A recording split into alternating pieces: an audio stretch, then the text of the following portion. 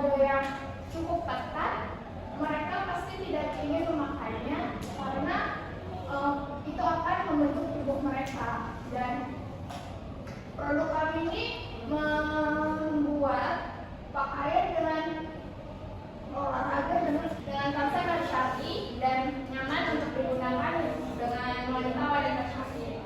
Nah, yang ketiga masalah saya itu pasar global pakaian olahraga bernilai 2.000 US dollar miliar pada tahun 2023. Tapi 70% konsumen di negara berkembang seperti Indonesia itu tidak terjangkau.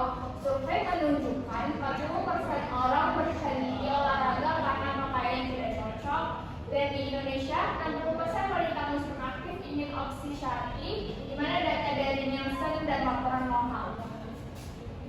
Nah, perusahaan kami mempunyai solusi. Yang pertama, menyediakan pakaian olahraga berkualitas tinggi dengan bahan organik, misalnya kapas bambu atau tenkel.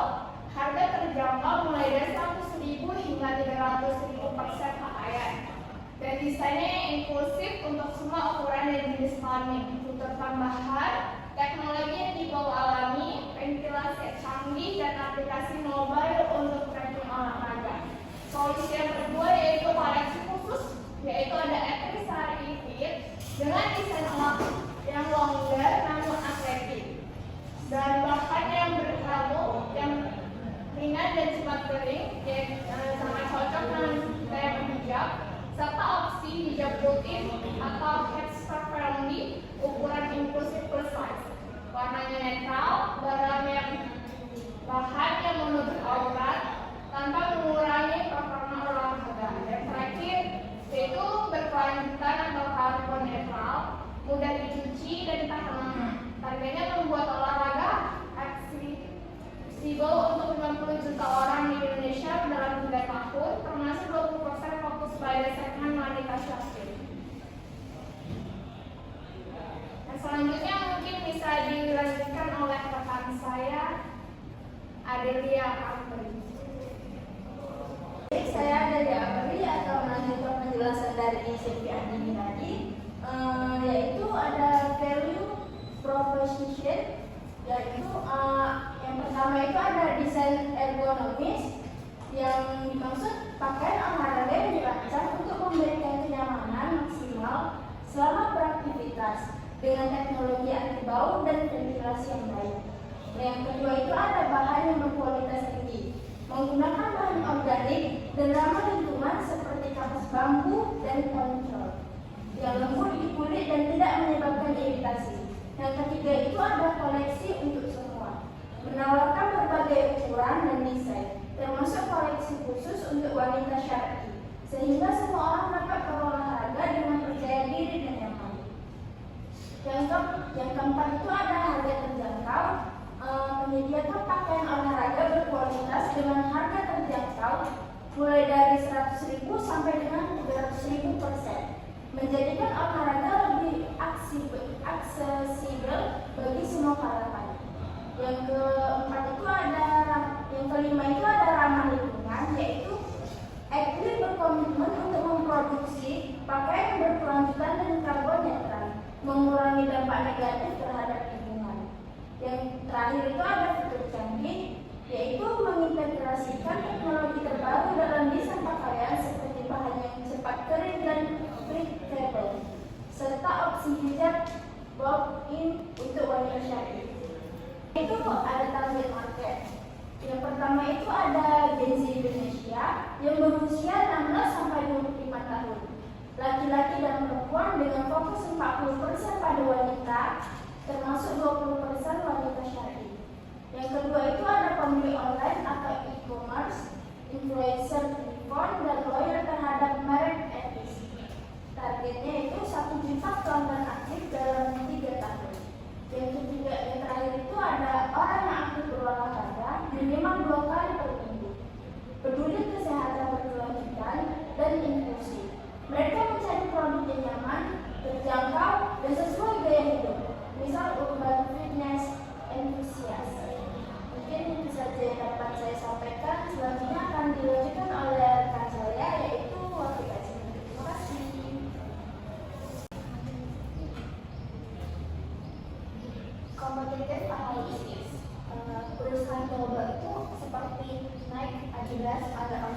dan fashion. Lalu merek lokal atau Gen Z friendly seperti Uniqlo, Zara atau emerging brands seperti Patagonia Sustainable, dan lokal seperti Eiger atau merek streetwear seperti Converse, juga pesaing digital seperti Shein atau fast fashion olahraga yang populer di Gen Z. Nah, selanjutnya ada marketing strategi. Marketing strategi itu ada meliputi bagian. Yang pertama ada produk.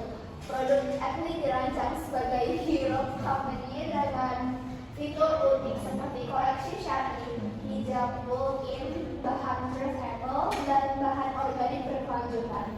Untuk Gen Z, produk diposisikan sebagai must-have untuk lifestyle aktif dan etis dengan customisasi via aplikasi, misalnya pilih warna atau ukuran. Nah, strateginya launch produk limited edition Gen Z, misalnya kolaborasi dengan influencer untuk buzz dan edukasi melalui dunia virtual di aplikasi. Yang kedua ada Place. Nah, Place ini didistribusi omnichannel untuk memudahkan Gen Z mengakses produk melalui online, misalnya website atlet dan marketplace seperti Shopee dan Tokopedia dengan fitur one click buy and free shipping. Offline-nya seperti pop-up store di area urban Gen Z seperti Mall Jakarta, Kampus Bandung, dan partnership dengan gym atau fitness aplikasi untuk try on langsung. Nah, yang ketiga ada promotion. Promotion ini meliputi digital centric untuk viralitas di Gen Z. Kampanye di TikTok atau Instagram dengan UGC dari influencer syari, misalnya challenge dengan hashtag #atletsyarifit untuk demo olahraga hijab friendly. Nah, konten marketingnya podcast dan video edukasi tentang olahraga inklusif. Strateginya itu melalui referral program seperti diskon 20% untuk share atau sponsorship event Gen Z seperti festival musik atau marathon, dan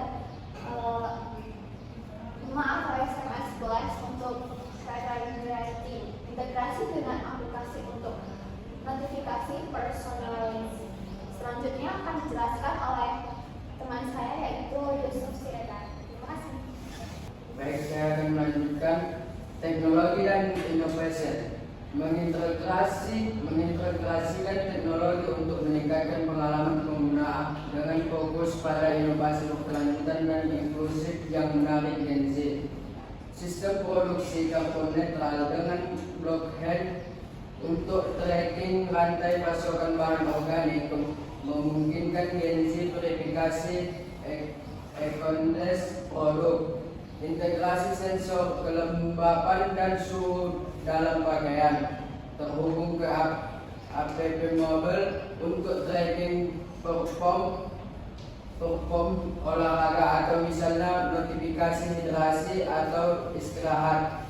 Kompatibel dengan smartwatch seperti Fitbit, untuk custom seating atau ukuran plus atau Sharp dan VR Triwan di app untuk pengalaman virtual sebelum beli. Bahan organik inovatif seperti tencel atau dari kayu eucalyptus, biodegradable, dan teknologi nano untuk anti bau alami tanpa bahan kimia. Desain modular, hijab baldin yang bisa dilepas atau celana tebal untuk transisi dan olahraga ke sehari-hari. App Adlin dengan fitur al untuk rekomendasi produk berdasarkan preferensi Gen Z, atau misal pilih koleksi syari, komunitas virtual untuk sertif olahraga, dan gamification atau poin untuk tantangan harian. STG atau contribution, good health and well-being atau mendorong kesehatan fisik dan mental. Atlet dapat meluncurkan kampanye atau Mobile Athlete yang menyediakan koleksi baju olahraga dengan fitur ergonomis atau misalnya bahan breathable dan antibakteri untuk mendorong olahraga harian. Kolaborasi dengan influencer Gen Z untuk konten edukasi tentang manfaat olahraga bagi kesehatan mental seperti mengurangi stres. Nampaknya meningkatkan partisipasi olahraga di kalangan Gen Z, mengurangi resiko penyakit kronis seperti obesitas. Target 10% penjualan digunakan untuk donasi program olahraga komunitas. Selanjutnya, responsible consumption and production atau konsumsi dan produksi bertanggung jawab. Gunakan bahan ramah lingkungan seperti kain daur ulang dari botol plastik atau serat organik untuk semua produk atlet. Implementasi rantai pasokan transparan dengan sertifikasi seperti GOTS atau Global Organic Textile Standard, dan edukasi konsumen melalui label QR yang menjelaskan jejak karbon produk. Dampaknya mengurangi limbah tekstil global atau industri fashion menyumbang 10% emisi karbon dunia. XI dapat menargetkan nol limbah pada 2025, menginspirasi Gen Z untuk konsumsi etis. Saya kami memperkenalkan produk yang telah kami kembangkan. Saya di sini sebagai Sylvie Anini, yaitu founder dan CEO penggerak utama Ekli dengan latar belakang di desain fashion berkelanjutan yang bertugas memimpin visi perusahaan, mengembangkan strategi bisnis dan memastikan semua operasi berjalan dengan lancar. Di sebelah saya itu ada rekan saya, Rafiq Aziza, dengan jabatan Marketing dan Sustainable Manager yang ahli dalam pemasaran digital dan keberlanjutan. Tugasnya meliputi kampanye branding seperti Moving Ekli dan pengelolaan media sosial serta implementasi praktikal lingkungan seperti penggunaan bahan daur ulang. Di sampingnya ada Ria Amri yang mempunyai tugas product designer dan community outreach coordinator yang bertanggung jawab atas desain produk baju olahraga Ekli, juga ergonomis dan unisex, serta mengelola program komunitas seperti donasi olahraga untuk perempuan. Dan terakhir, yaitu rekan saya ada Muhammad Yusuf Sregar yang bertugas sebagai Operation and Supply Chain Specialist, menangani rantai pasokan dan operasi harian, memastikan bahan ramah lingkungan dari pasokan lokal, dan tugasnya mencakup audit keberlanjutan dan pengelolaan investoris. Sekian presentasi yang telah kami lakukan. Besar harapan saya dan harapan kerja saya agar para investor ingin memberikan investasinya kepada produk kami. I pictured you with other girls.